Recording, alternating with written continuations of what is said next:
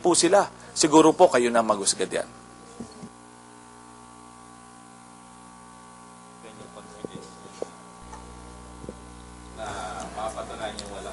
Well, sagutin ko. Siguro, hindi naman appropriate yung confidence. Siguro, mas appropriate yun, with guided optimism. Nakikita namin na pagdating na ng panahon namin na maglalatag kami ng aming ebidensya para mapakita na walang katotohanan at wala namang sustansya ang lahat ng bintang labang kay Chief Justice Corona. Kumbaga, mas maganda na yung arangkada namin. No? Mas maganda na yung dating ba. No? But kung yung confidence, napakaaga, no? Pati hindi naman kasi ito palakasan ng loob.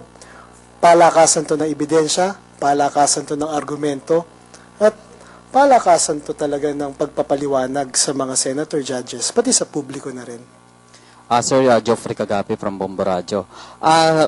Would you consider na itong pagbabawas ng artikulo ng prosecution ay dahil sa kakulangan ng ebidensya at sustansya sa artikulo ng laban kay Chief Justice Corona? Well, kasi alam niyo po, napakahirap pangunahan ng prosecution sapagkat sila ho talaga ang merong determination, no? At sila ho ang merong discretion kung paano nila pipresenta yung kaso nila. Simulat sa pulpo, hindi kami nagkukomento kung tama ba o mali ang ginagawa nila. Sapagkat kami po sa depensa, nirirespeto po namin ang kakayahan nila, ang diskarte ho nila dito sa kaso nila. Para naman po pagdating ng pagkakataon namin na kami naman ang maglalatag ng ebidensya, mapapakita rin naman po namin kung paano po ang aming approach dito sa kasong ito. Ayun sir, elaboration lang po dun sa Ramos versus People of 2010. So ano po ba yung naging verdict nito at yung connection sa case ng defense? Sino nag-cite nun? Si Senator Santiago. Under what premise? Ito yung sa, naalala ko na ito. RPC. Oo, 171. yung sa ebidensya. Okay. Ang tinutukoy po niya dito yung sa kaso ng falsification, ano po. Very simple lang naman po ang tinutukoy ng ating Senator Judge. Kung ang naging ugat, okay, na ebidensya, ay hindi dapat pagbatayan, yung mga susundan po nito ay hindi na dapat natin asahan. And napakaliwanag po ang paliwanag dito. Yes. Ayun po sir, tapos para sa kaalaman ng ating mga kababayan, meron palang malaking pinagkaibang falsification at forgery. Yung delineating line na lang po between those terms. Okay. Ganito po yon. Pag falsification kasi, pwede po na wala yung tao doon, pero pinalabas niya na nandun siya. Meron din po na nagkaroon siya ng insertion or intercalation na sinasabi niya na may mga pagbabago na ginawa sa dokumento na pinalalabas o pinapass on po itong totoo. Falsification po yon.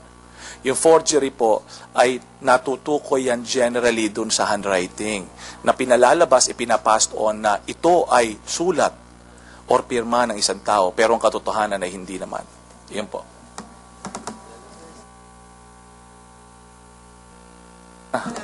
May katanungan pa po? Okay, hintayin po natin susunod.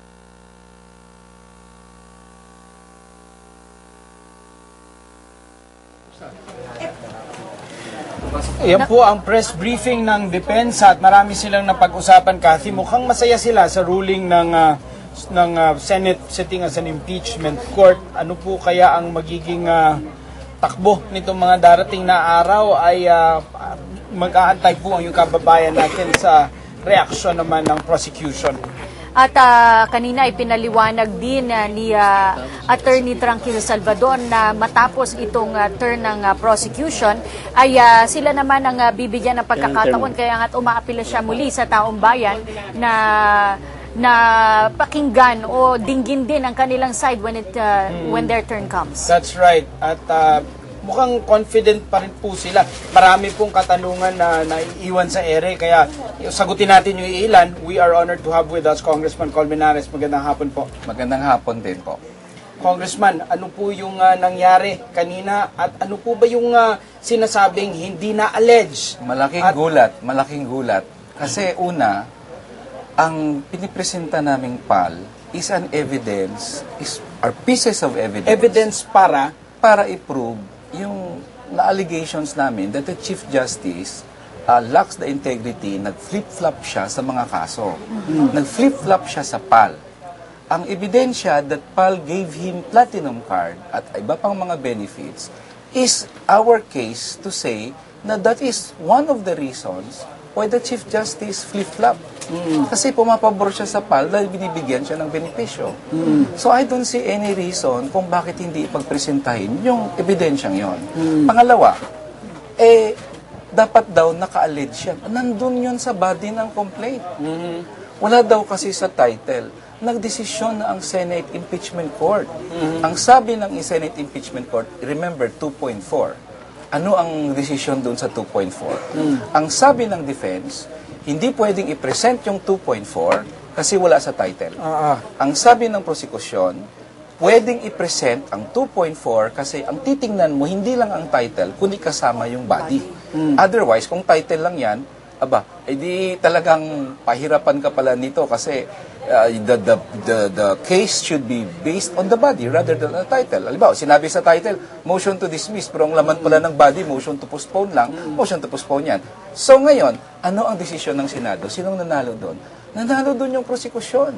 Hindi nilimit ng Senado, ng impeachment court, sa title lang ang allegations. Pumunta ang impeachment court talaga sa body. Ibig sabihin natalo ang allegation, ang contention ng defense na title lang. So ngayon, pumunta ang impeachment court sa body at nakalagay sa body yung allegations. Kaya lang, dininay ang 2.4. Sabi ng Senado, pumunta nga naman kami sa body, kaya lang, dininay namin yun kasi ang term nyo doon, we suspect and we charge. Kasi yun pang reason.